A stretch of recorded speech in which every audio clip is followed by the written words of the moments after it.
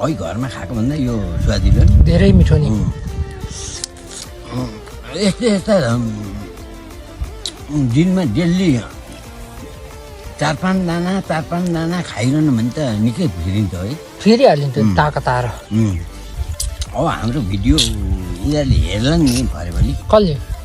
रोशनहरूले कि देख्दैन म देखाइदिन्छु छोडिदिन्छस् अहिले छोडिसकेको छैन कसैले देख्न पाएको छैन घरमा है घरमा खाएको भन्दा यो स्वादिलो नि धेरै मिठो नि यस्ता दिनमा डेली